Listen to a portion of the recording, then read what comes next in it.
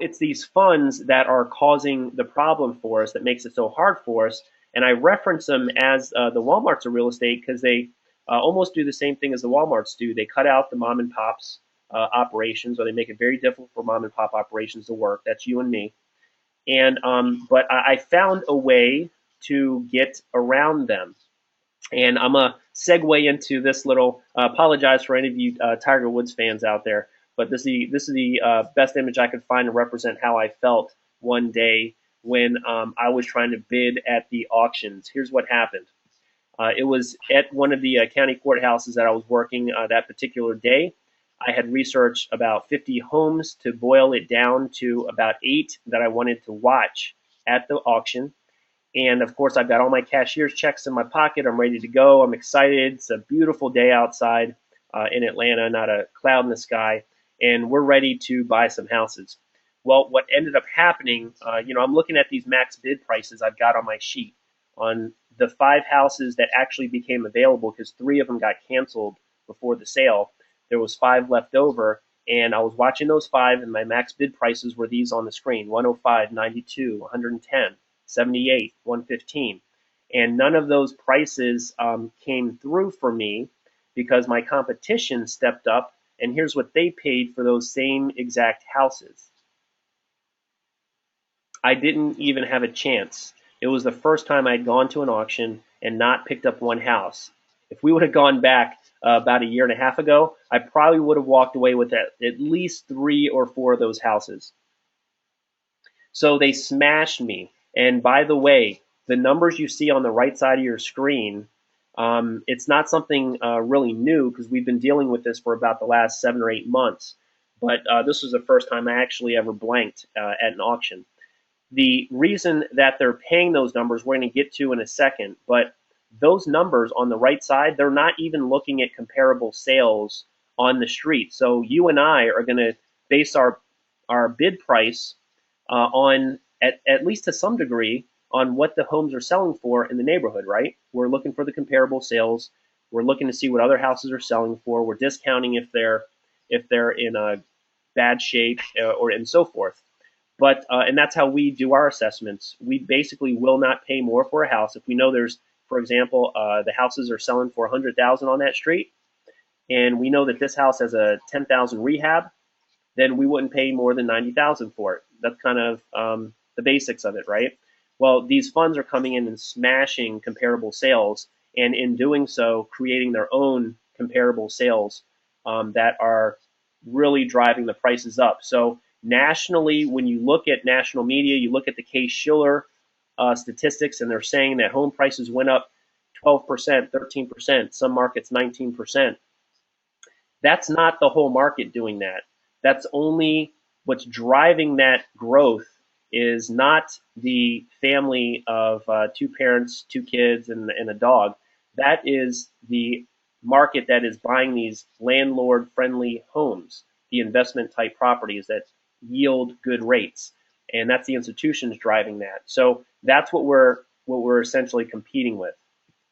Now, here is the big why, and I want to challenge the audience tonight. There is a clue on this sheet. Okay, this one picture, I snuck this picture. I had to hold my iPhone really quickly over the shoulder of this bidder. Okay, this bidder, whenever you see those notebooks at an auction, it typically means that there's 2 or 3 people holding a very similar notebook. They stand out like sore thumbs. It's how I recognize the people that are working for the institutions. And they're being paid probably $10 an hour and $100 for a bonus every time they land a house just to sit there and bid on houses. And they have this sheet. She exposed it. Typically, they keep a pretty good cover on these, but I was able to sneak this photo over her shoulder, and I got a little glimpse of why these houses were selling like they are. Can anyone tell me, looking at this photo, what clue is on this sheet to show me why I'm getting my tail kicked at the auction? Anybody see that? If you have any ideas, go to your question area and go ahead and write that down. Whatever you think that clue might be on this sheet. Can everybody see it? If you can't see it, let me know. Okay, so we have a few people out here that are telling us the answer. The answer is that far right column right here. It's the cap rates. So let me explain that for a second. That's basically the yield that they're after on these properties. It's very elementary for some of you more sophisticated investors, but this is what's driving them, and this is what I'm watching now when I'm going into certain markets. Is there a volume of houses that an institution come in and pick up at these yields right here? So as you can see, if you can't see this, by the way, it's showing the houses that this group is watching for. There's actually a max bid price over here that I can see. Behind her hand, but I couldn't see the rest of that column. But this reveals more than everything else. Their yield requirements at the auction is when they're buying a house and they rehab the house, they're going after a 5.7, 5.7, 5.7. You see all the way down this list, 5.7, here's a 6.5, 5.7, 5.7. Pretty much a 5.7% cap rate or a yield is what they're after. Now, what does that mean to you and me? Why is that such a negative thing? Let me ask you this. How many of you would buy a house if the cap rate was 5%?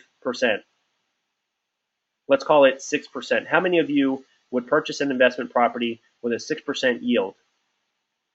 Do we have any takers out there? Okay, no takers on a 6% yield. We even have some people that are pretty adamant about that. All right, so we're not going after 6% yield, but these institutions are, which means, let's look at this for a second. If I'm buying a house, see, I would buy houses if they're in good areas for an 8% yield.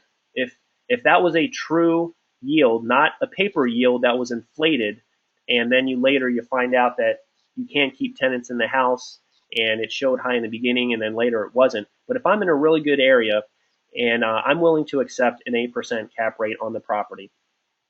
And so if I'm getting an 8% cap rate, that means a house that nets me $12,000 at the end of the year. That's after I pay my property manager, after I count for vacancies, my maintenance reserves, after I count for all my expenses on that house. I'm netting $12,000. That means that the purchase price for that house is about $150,000 if I'm netting 8%.